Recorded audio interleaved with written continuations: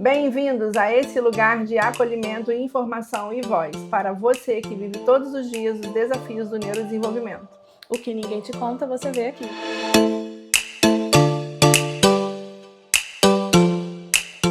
Eu sou Marcele Campos, neuropsicóloga especializada em desenvolvimento infanto-juvenil. Eu sou a Maila Cabral, mãe atípica T, uma mãe em busca de desenvolvimento e autonomia para o filho. E como prometido, hoje nós vamos falar de crianças com comportamentos opositores. Só que nem sempre aquela criança que se opõe tem um transtorno opositor, não é mesmo, Maíla? Exatamente. É muito comum confundir, às vezes, rigidez cognitiva, personalidade com comportamento opositor, mas nem sempre uma criança que te confronta uma vez é uma criança opositora. Exatamente. Nós falamos no programa passado, no nosso episódio passado, sobre crianças com superdotação e dupla excepcionalidade. E uma das coisas que eu escuto muito no consultório é que a criança que tem alto funcionamento ou dupla excepcionalidade é questionadora. E ela não necessariamente é questionadora por conta de uma oposição, ou às vezes ela não necessariamente é opositora porque ela se nega a uma frustração, ela tem um comportamento ali impulsivo diante de uma frustração. Esse comportamento questionador é um comportamento comum em algumas crianças superdotadas ou com dupla excepcionalidade, justamente porque eles pensam de uma forma diferente. Mas quando nós falamos de transtorno opositor, o problema é um pouco mais profundo do que isso. Exatamente. A criança superdotada, muitas vezes, ela tem um julgamento de valor diferente até, né, de crianças, de neurotípicos, porque como ele se aprofunda muito naquilo que é interessante para ele, então, às vezes, quando você sugestiona alguma coisa que vai contra aquilo que ele tem uma certeza, um pensamento organizado e formado sobre aquilo, ele pode te contestar, né, até de forma mais incisiva, para conseguir defender o ponto de vista dele. Outro comportamento que a gente encontra muito nesses perfis é o senso de justiça, né? Ou aquela sensibilidade diante de uma situação que ele se vê injustiçado, que também é um comportamento que pode estar no transtorno opositor. Então, assim, para a gente poder deixar claro, o que é o transtorno opositor? O transtorno opositor é um transtorno que é disruptivo do controle dos impulsos. Então, essa criança opositora, ela tem por base uma dificuldade no controle do próprio comportamento. Só que não é simplesmente se negar a fazer alguma coisa, né, que caracteriza um transtorno opositor. O transtorno opositor tem uma gravidade importante. É uma criança que não aceita regra, não aceita ser mandado, não aceita ser direcionado por um adulto, e esse comportamento é deliberado. Então não tem uma causa de uma frustração, uma causa de uma rigidez. Lógico que às vezes a gente pode ter um diagnóstico comórbido, sim, mas essa criança, deliberadamente, ela não gosta de regra, não gosta de autoridades, e ela quer fazer o que ela quer. Então ela acha que as pessoas não têm que mandar nela, que ela que tem que direcionar as coisas. Geralmente são crianças, né, tem o conteúdo da impulsividade, e esse comportamento ele é estável, não sofre oscilações. Então uma criança opositora é uma criança opositora no dia a dia, né, frequentemente, e às vezes eu brinco, Maíra, que eles são opositores até quando a gente concorda com eles. Se você concorda, né? Eu também vou fazer. Exatamente. Totalmente diferente de uma criança que apresenta ali uma oposição e você conversa e ela se convence daquilo que você tá pedindo para ela fazer e logo vai fazer, vai viver a vida dela. O opositor não. Até quando você fala, vou fazer o que você quer, ele fala, não, mas agora também não quero fazer. Exatamente. A gente lá traz essa leveza, né, conversando de forma leve, mas é um transtorno extremamente grave, que traz muito prejuízo para a criança, para o adolescente, e que também traz muito sofrimento para a família, né? Principalmente porque ele começa circunscrito num ambiente que geralmente é o ambiente familiar, então essa criança não aceita regras e limites dentro de casa. Geralmente ele elenca uma figura de autoridade que ele vai obedecer um pouco mais e a outra ele vai ignorar, né? E, inclusive tem outras características que são importantes a gente colocar, como uma índole vingativa, como uma criança que está extremamente irritada, com humor ruim, que pode ser confundido inclusive com outras alterações de desenvolvimento. E é uma criança que o tempo todo se opõe às questões quando é direcionada, né? Quando tem um adulto ali gerenciando a situação. Então isso traz um sofrimento. Em algumas crianças pode também ter o conteúdo da violência, tanto verbal quanto da agressividade mesmo, no sentido das vias de fato, né? Do comportamento mais agressivo. São crianças que têm esse nível de irritabilidade mais constante, então traz prejuízos tanto para a família quanto para ela, porque, por exemplo, no ambiente escolar, tem comportamentos de negação, por exemplo, de fazer atividades, né? Nas teorias comportamentais, a gente chama isso de barreira de aprendizagem, né? São comportamentos que muitas das vezes impedem aquela criança de aprender porque ela tem aquele comportamento de oposição. Achei muito interessante. E acho interessante você conceituar e explicar pra gente a partir de que idade que já pode ser identificado um TOD, porque quando as crianças são muito pequenininhas, né, elas têm algumas birras, têm algumas pirraças, até quando ela está entendendo quem ela é, ela pode apresentar alguns comportamentos ali, se joga no chão, de não me deu o brinquedo que eu queria, vou fazer pirraça, se joga no chão, deita. E o TOD é um pouquinho diferente. Eu acho legal a gente saber com que idade o TOD pode começar a aparecer, porque quando a gente fala de TOD, pelo menos para mim, era uma coisa que só aparecia, a meu ver, que só aparecia quando a criança era um pouquinho maior, na idade pré-escolar, na idade escolar. E pode ser antes. Eu costumo dizer para a família que antes de pensar no início desses sintomas, a gente precisa avaliar, né, o contexto desse sintoma e alguns comportamentos específicos.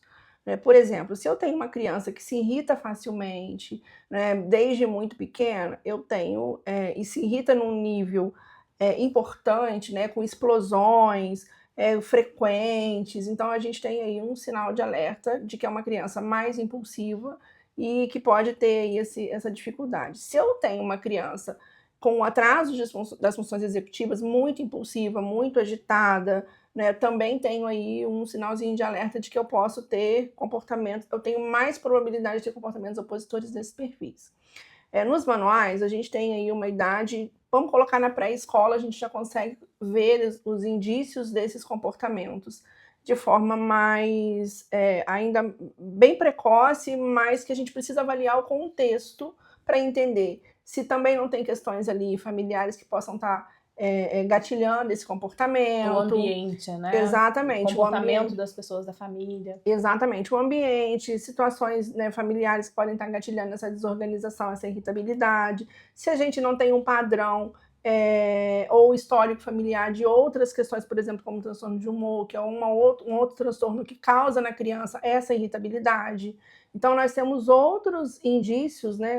Na verdade, a gente tem que avaliar outras questões antes da gente pensar assim, qual a idade adequada para poder se fechar, ou quando começa esse sintoma. Eu gosto, assim, na clínica, de conversar com as famílias sobre olhar esse desenvolvimento até ali o pré-escolar, entre 2 e 4 anos, para a gente entender o contexto que esse comportamento está acontecendo, se esse comportamento também não está sendo reforçado, né, pela família, essa questão da impulsividade ou da agressividade, em que contexto e qual é a frequência e qual a intensidade desse comportamento. Porque, de novo, para a gente ter um transtorno de comportamento, um transtorno de desenvolvimento, tem que gerar transtorno, tem que ser uma coisa que realmente é grave, né? Quando a gente faz essa diferenciação, é importante dizer que uma criança que, diante de uma frustração, se joga no chão, uma criança que faz uma birra por conta de uma coisa que queria e não foi dado, isso não é transtorno opositor. Pode ser, para exemplificar, por exemplo, a negação de alguma coisa que ela quer, por exemplo, ela tem uma explosão de raiva muito grande. Exatamente. Ela atira coisas, ela agride, exatamente, morde. Exatamente. É aquela criança que fica como se fosse fora de controle. Sim, mas existe uma frequência, né? Então, assim, não é esporádico, sim. É frequente, sempre acontece aquele comportamento daquela forma. E às vezes diante de situações muito pequenas que em outras crianças aquele comportamento não aconteceria daquela forma. Né? E aí a gente precisa realmente olhar essa criança e entender, será que se está tudo funcionando direitinho, se esse ambiente é propício para o desenvolvimento, se na escola a gente tem o suporte e essa criança mesmo assim tem esse comportamento, a gente pode realmente pensar nesse processo de início de sintoma. Lembrando que, né, quando a gente fala de início de desenvolvimento, todas as funções estão em amadurecimento. Então, sim, se a gente faz esse diagnóstico muito precoce, a gente corre o risco também de em algum momento, errar nesse diagnóstico. Então, por isso que é importante a gente também olhar esse desenvolvimento, o que é esperado para aquela idade. Por exemplo, uma criança se desorganizar com 2, 3 anos diante de um não, é esperado para aquela idade. Se isso é frequente, se eu tenho muitos problemas no dia a dia com este comportamento específico, e se eu tenho uma criança extremamente agitada, impulsiva, essa criança talvez não precise receber o diagnóstico naquele momento, mas ela precisa de acompanhamento. Ela precisa de estimulação. E aí a gente entra num ponto que eu acho importante falar, que nós viemos de uma criação mais tradicional. Então, o nosso tipo de educação era uma educação um pouquinho mais tradicional. A forma de lidar com esses tipos de comportamento também era muito diferente de hoje em dia, né? Era mais incisiva. Eu acho que é legal você pontuar que até a forma como corrige, isso pode piorar o que essa criança está fazendo, ou piorar, né, a explosão dessa criança no momento em que ela está ali nessa oposição severa. Exatamente. Acho que é muito importante a gente pontuar, até porque se a gente fosse falar só de manejo, a gente vai, né, teria que fazer um outro episódio para falar de manejo, mas uma coisa que eu penso ser muito importante, eu falo muito aqui, é da nossa autorregulação, né? Porque o adulto está gerindo aquela situação naquele momento, ele é que vai gatilhar ou não determinados comportamentos de acordo com como ele se autorregula, né? Quando a gente tem uma regulação emocional adequada, a gente consegue regular, ajudar a nossa criança a se regular também. Então, nesses momentos de explosões, comportamentos desafiadores, você bater de frente com aquela criança, com aquele adolescente, você tentar demonstrar uma autoridade, como a gente, né, foi acostumado a ver, pode ser muito pior, né? Então, eu costumo dizer que, às vezes, silenciar, estar ali dando suporte, dando apoio, é muito mais valioso do que você ficar falando, tentando impor a sua autoridade naquele momento, né? Na verdade, isso é uma estratégia que, na grande maioria das vezes, não funciona. A criança, ela tende a piorar o comportamento, porque ela se vê desafiada, e é justamente aí, né, que começa o embate. Então, o ideal é você, de repente, diminuir o seu diálogo, estar mais calmo, centrado, e entender que aquela oposição, que aquele desafio, ele vai acontecer, não porque você não deu conta de ser um bom pai, uma boa mãe, né? Ele vai acontecer porque a criança tem uma dificuldade e que você precisa estar ali como esse ponto de apoio e segurança, né? Muito mais do que para demonstrar a sua autoridade naquele momento. Até porque se você às vezes tenta demonstrar a sua autoridade, né, sendo mais, de certa forma, tentando se impor mais firmemente com aquela criança, ela pode se valer disso, né? Porque assim, olha, eu vou levar até o estresse para conseguir o que eu quero, porque aí eu sei que eu vou conseguir, por exemplo, na rua.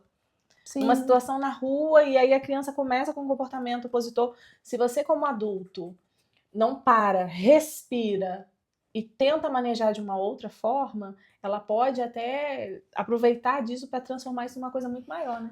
Mas sabe uma coisa que funciona muito nessa situação da rua? E cada vez que eu converso com famílias que têm essa temática e que aplicam essas estratégias, mais eu vejo resultado. Essa questão da regulação emocional da gente, né, o adulto buscar ajuda do pai, a mãe, o cuidador, a avó, buscar ajuda, né, orientação parental, treinamento de pais e terapia para lidar com esse desconforto de ser, né, afrontado o tempo todo. Mas uma coisa que funciona muito em situações externas é você fazer um trabalho de antecipação do que vai ser feito, de onde se vai, do que vai acontecer. Porque quando a gente fala dessa previsibilidade, a gente já falou disso em outros episódios, a previsibilidade é importante para qualquer criança, em qualquer contexto, mas principalmente para as crianças que têm algum transtorno do neurodesenvolvimento.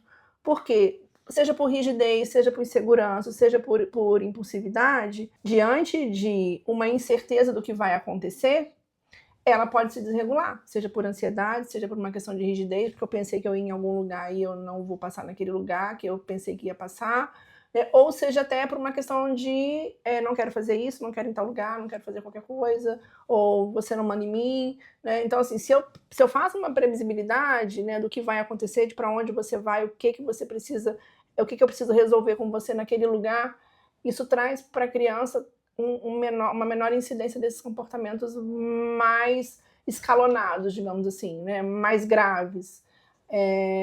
Ele vai, de repente, se opor, mas num grau que você consegue administrar a situação ali no momento que acontece. Lógico que, de novo, a gente tem que lembrar que existem níveis, né, de gravidade. Então, se eu tenho um transtorno que a gente chama, né, um grau 1, por exemplo, a gente tem um ambiente circunscrito geralmente na família. Quando esse comportamento opositor ele extrapola para os outros ambientes, eu já tenho uma gravidade maior. E aí, condutas e manejos são de forma diferentes, né? Sim. Então, é importante que você, que tem uma criança com TOD, procure ajuda para você, para que você receba orientação de profissionais para te ajudar a lidar, a se portar, a se comportar com essa criança nos momentos em que ela estiver ali, né, numa oposição. Na verdade, é uma desregulação, né? Quando a gente conversa sobre Um transtorno disruptivo do controle dos impulsos, nós estamos falando de um transtorno que tem uma base, que é a desregulação do comportamento. O que não funciona? Gritos, humilhação, comparações. Às vezes é muito melhor você silenciar e tentar conduzir a situação sem se exaltar, porque se exaltar e se posicionar enquanto autoridade vai gatilhar o comportamento de oposição. Então, muitas das vezes a gente silencia, a gente muda o foco, a gente traz outro assunto para poder a criança, né, regredir o comportamento e aí a gente conseguir fazer o manejo que a gente precisa. Eu falo que às vezes a gente tem que trazer a criança aqui do nosso ladinho primeiro, para depois a gente colocar o que a gente precisa colocar, que tem que ser feito. Né? É manejo, mas não é só manejo. Existe uma dificuldade ali que é justamente no controle dos impulsos e nessa negação da autoridade das regras. Então esse é o ponto principal. E como é que isso aparece no comportamento? Principalmente na irritabilidade, na agitação e nessas explosões graves diante de situações corriqueiras do dia a dia onde a criança tem que aceitar a regra ou a autoridade. E ela não e aí ela não aceita, ela quer fazer o que ela quer, do jeito que ela quer, na hora que ela quer. E muitas das vezes é muito engraçado, porque quando a gente atende a criança, né, a criança tem umas crenças que são muito diferentes, assim, eles têm uma crença de como se eles fossem um adulto, e eles pudessem fazer o que eles quisessem. Então, na fala da criança, muitas vezes isso fica claro, sabe? Então, eles não aceitam, e tem muitos comportamentos, às vezes, também, não só de questionamento, mas de chamar mesmo o pai ou a mãe de nome, sabe? Porque você é isso, porque você é aquilo. E às vezes a criança perde o senso crítico mesmo no social. Ele não se importa com quem está vendo. Ele não tem julgamento. Exatamente. Ele não tem essa capacidade. Ele se sai disso e perde a noção. Exatamente, ele perde a noção. Mesmo que ele já tenha uma idade para ter esse senso crítico. Ele perde, ele explode, ele sai de si. E o relato que eles têm é exatamente isso. Depois eles falam, não lembro. Não sei o que aconteceu, mas aí quando a gente vai retomando, você percebe que há essa dificuldade, né, deliberada da regra. Por isso que eu acho, mais uma vez, a gente tem que falar que não só os cuidadores têm que estar treinados, mas a rede de apoio, quem está em volta ali, tem que saber disso. A escola, né? Porque senão pode achar assim, não, mas faz porque quer. Sim. Duvido que comigo faria. Sim. E não é assim. Não é uma questão de criação, né? Não Exatamente. É uma questão de educação, de valores. Às vezes a família tem, né, isso muito bem organizadinho. E aí é importante eu estou frisando muito isso porque há uma confusão. Sim. Né? Há uma confusão grande, inclusive de pequenos comportamentos de frustrações normais na infância com o transtorno opositor, sendo que a gravidade dele é muito maior. Exatamente. Acho que ficou bem claro, né? Deu para entender bem que o TOD não é simples. Não. E já que a gente falou bastante sobre o TOD, a gente conseguiu contextualizar o TOD, eu acho que a gente pode continuar no próximo episódio falando sobre manejo, né? Falando de treinamento de pais. Eu acho que é muito importante trazer esse assunto, já que a gente falou tanto aqui sobre o TOD. No próximo episódio a gente vai falar um pouquinho sobre manejo, né, Marcela? Exatamente. Manejo, orientação de pais, treinamento de pais. E se esse vídeo fez sentido para você, encaminha para alguém que você sabe que precisa escutar ou saber mais sobre o transtorno opositor. Até a próxima. Tchau, tchau. Tchau.